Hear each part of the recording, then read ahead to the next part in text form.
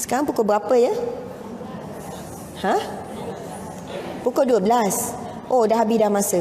Okey, dia pun bagi 10 minit. Sebagai kesimpulannya, cinta Rasulullah cinta terindah. Macam mana nak hidupkan cinta Rasulullah?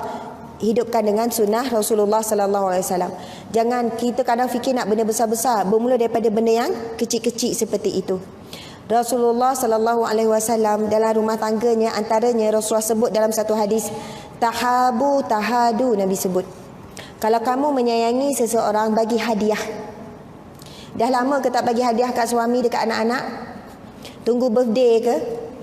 Yakin ke birthday dia sempat sampai kok mati dulu besok? Hari ni juga cari hadiah, boleh tak? Hadiah tak perlu mahal, hadiah tu datang daripada hati. Nabi memang suka beli hadiah. Kita kadang-kadang berjalan dengan suami pergi sana sini, berjalan dengan kawan-kawan, beli hadiah untuk siapa? Untuk anak, untuk cucu. Untuk suami tak ada. Kadang kita berjalan dengan suami pun ke luar negara, pergi ke Thailand ke pergi Indonesia, kita ambil peluang beli juga. Lepas tu, awak ni hadiah saya. Benda murah je, RM5, RM10. Siapa yang suka memberi hadiah, Allah akan hubungkan kasih sayang tu kuat. Sebab ramai orang tanya, Ustazah, doa apa nak suruh suami saya sayang? Saya katakan doa tu, tanda doa kita dimakbulkan Allah ialah bila ada usaha selepas tu. Kalau doa je tak ada usaha apa-apa, maksudnya doa kita tak dimakbulkan Allah. Tiba-tiba datang kuliah ni, Ustazah bagi idea. Idea ni bukan daripada saya, ilham daripada Allah. Mungkin dengan kita bagi hadiah. Hadiah tu bukan pada suami saja, pada anak. Kadang-kadang kan birthday anak, tak tunggu birthday anak, beli sesuatu, ni mak ada post ni. Mak post apa? Ada mak beli buku, mak post. Rasa anak kita seronok tak terima hadiah dari kita. Ni mak ada post ni, ada post ni, apa-apalah. Sekarang ni senang je, order je, lepas tu post direct. Betul tak? Kita tak payah pergi pejabat pun, orang tu post ke rumah. Awak tolong tulis sikit kat atas tu, kata-kata sikit, mak sayang kamu kerana Allah. Seronok tak? Tiba-tiba kita dapat hadiah. Kita seronok tak dapat hadiah? Seronok kan? Siapa yang memberi, dia akan lebih banyak menerima. Siapa yang meminta, dia akan hidup dia terhege-hege. Bang, awak sepatutnya macam ni. Kamu sebagai anak patutnya macam ni dengan mak. Kamu sebagai adik macam ni dengan kakak. Siapa yang banyak meminta, hidup dia akan terhege-hege. Meminta-minta. Sampai mati meminta. Tapi siapa yang banyak memberi dalam hidup dia, dia akan banyak menerima daripada manusia, apatah lagi menerima daripada Allah Subhanahu Wa Taala. Sebab itu kita ni jangan tak sabar tunggu birthday kita. Kita kena tak sabar tunggu birthday kawan-kawan.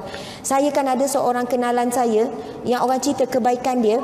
Setiap kawan dia, ramai ratus-ratus pun kawan, mesti dia akan ambil nama, dia akan ambil birthday.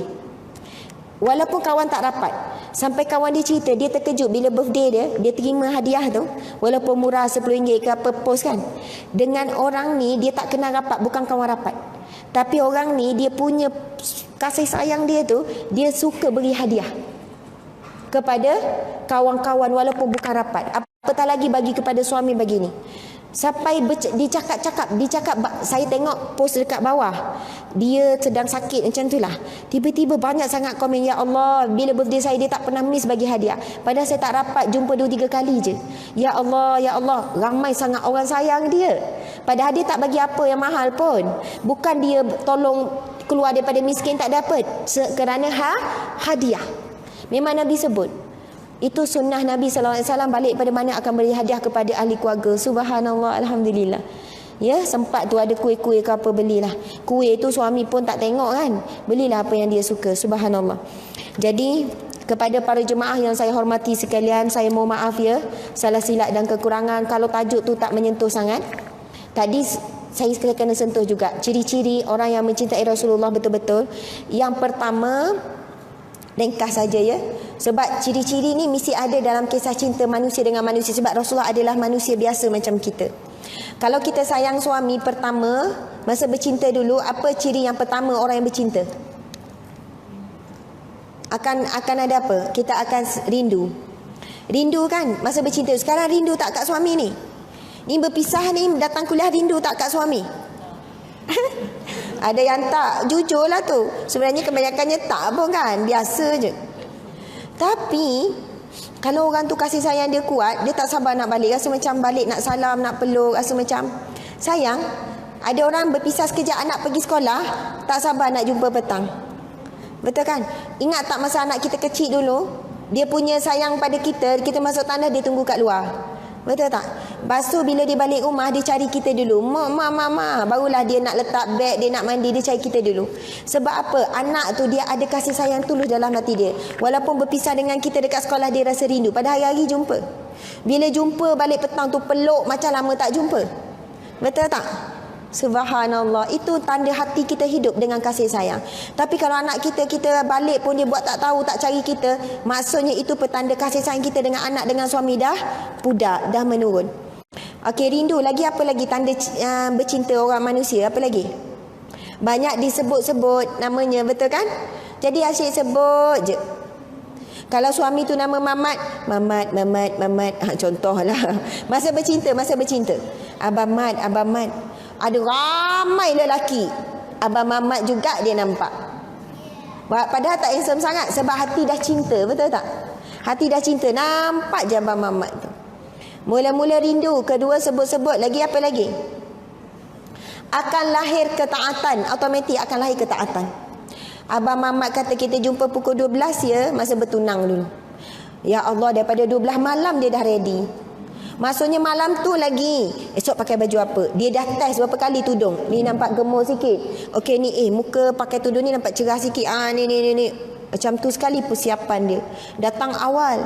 Lepas tu dapat mesej pada Abang Mamat. Minta maaf Abang Mamat lambat sikit. Boleh tunggu ke? Tak apa, tak ada masalah. Tak ada nak marah lambat.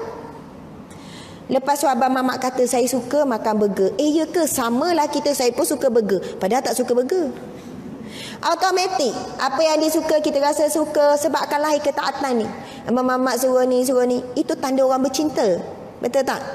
Dan tanda cinta yang lagi dalam sampai tahap akan sanggup berkorban apa saja. Betul? Kita cerita, contoh cakap Abang Mamat saya banyak masalah saya itu ini. Abang Mamat pun jawab, tak apa, Abang Mamat memang dilahirkan untuk menyelesaikan segala masalah awak. Macam tu punya ayat tu kan.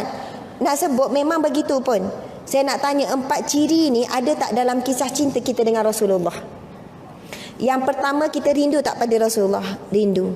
Nak jumpa Rasulullah. Orang yang merindui Rasulullah, dia tak akan takut mati. Sebab pintu nak jumpa Rasulullah adalah kematian. Sebab itu Abu Bakar sebut, sesungguhnya saat kematian aku, saat yang aku tunggu-tunggukan. Sampai Abu Bakar pesan kepada anak andanya, Aisyah, wahai Aisyah, sekiranya aku meninggal pada waktu malam, tanamkan terus aku pada malam tersebut. Jangan tunggu pagi besok. Sebab apa? Saat yang aku tunggu-tunggukan adalah saat pertemuan dengan Rasulullah sallallahu alaihi wasallam. Kemudian rasa rindu, lepas tu ingat banyak sebut Nabi, banyak berselawat kepada Nabi sallallahu alaihi wasallam. Kalau nak kita kupas pasal selawat, sangatlah banyak, kelebihan yang sangat banyak. Nabi suruh selawat bukan untuk Nabi, untuk kita, supaya Nabi ada sebab untuk bagi kita syafaat. Nabi nak sangat bagi syafaat kepada kita, tapi Nabi minta tolong, kamu mesti cukup kriteria syarat-syarat. Nabi minta tolong dengan kita, tolong selawat. Sampai Nabi sebut macam ni dalam satu hadis, ghurima anfun man zukirtu indahu lam yusalli alayya. Celakalah, rugilah, manglanglah kamu, Nabi kata, apabila disebut namaku di hadapanmu, man zukirtu indahu, di kalangan kamu, lam yusalli alayya, kamu tak berselawat padaku. Sebab apa? Kalau tak disebut dalam majlis ilmu kat rumah kita, tak ada dengan nama Nabi tu. Jadi Nabi kata, rugilah bila disebut namaku engkau tak berselawat padaku. Kan Nabi sebut lagi, man shalla alayya salatan wahidatan sallallahu alaihi salawat. Barang siapa yang bersalawat kepadaku satu kali, Allah akan bersalawat kepadanya berapa kali? 10 kali. Maksudnya Allah bagi rahmat kepada kita. Orang yang Allah bagi rahmat kepada hambanya, orang itu hidupnya selamat dunia dan akhirat. Di akhirat di syurga Allah Subhanahu Wa Taala. Kemudian yang ketiga tadi disebut apa? Akan lahir ketaatan.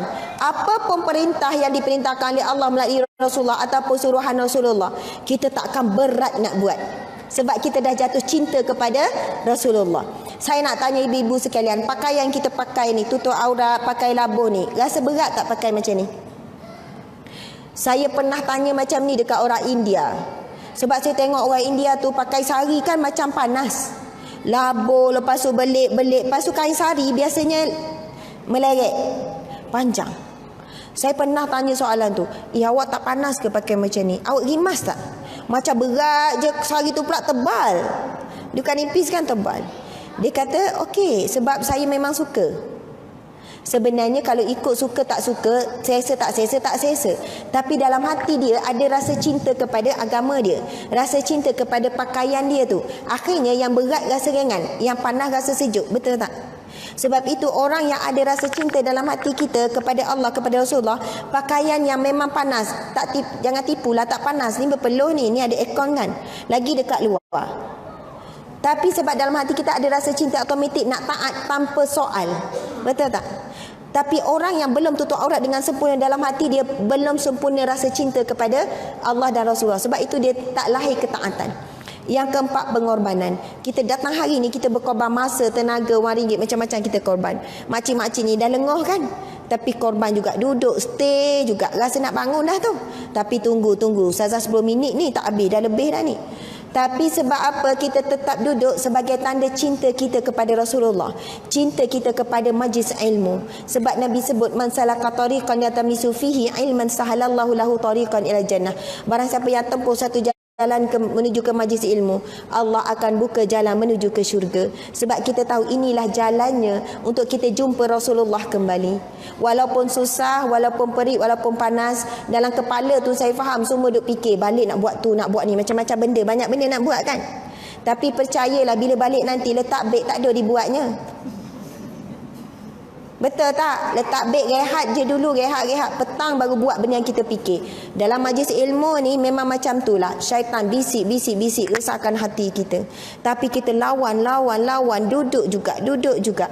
Sebagai bentuk pengorbanan kita, sebagai tanda, ya Rasulullah, kalau perlu Rasulullah tu wangi, perlu kita tak wangi lah. Tapi perlu ni akan bercakap depan Allah esok, aku menitik di majlis ilmumu ya Rasul, di majlis ilmumu ya Allah. Subhanallah, alhamdulillah. Mudah-mudahan apa yang dikongsikan pada hari ini dapatlah sikit sebanyak manfaat. Allah ya Fattah akan membukakan pintu hati kita untuk mengenal Nabi kita, untuk merindui Nabi Muhammad sallallahu alaihi wasallam. Kemudian bila dah kenal, dah rindu, kita akan jatuh cinta kepada Rasulullah sallallahu alaihi wasallam. Sehingga kan ujian datang bentuk ujian macam mana pun, ujian daripada suami, daripada anak, daripada kemiskinan, daripada harta, kita dah nampak cinta Rasulullah, ujian jadi ringan. Sebab kita akan fikir macam mana? Ya Allah, aku redha dengan ujian ni. Sekiranya inilah ujiannya yang perlu aku tempuh untuk jumpa Rasulullah. Ya Allah, aku redha dengan ujian ni. Sekiranya inilah jalannya untuk dapat syurgamu ya Allah. Ujian akan jadi ringan, yang berat jadi ringan, yang besar jadi kecil. Yang sempit hati kita akan jadi lapang. Siapa nak lapangkan dada tengah stres dengan sedih, banyakkan zikir ya wasi'. Ya Allah yang maha melapangkan, yang maha meluaskan, lapangkan hatiku yang sedang sempit ini. Sebenarnya ujian sama je, tapi yang membezakan adalah tempat menakung ujian itu, iaitu hati. Mohon maaf para jemaah sekalian, terima kasih semua. InsyaAllah bertemu dalam taman syurga yang lain, InsyaAllah. Kalau tak di dunia, jumpa kat syurga Allah. Amin ya rabbal alamin. Sekian wabillahi taufiq wal hidayah. Assalamualaikum warahmatullahi wabarakatuh.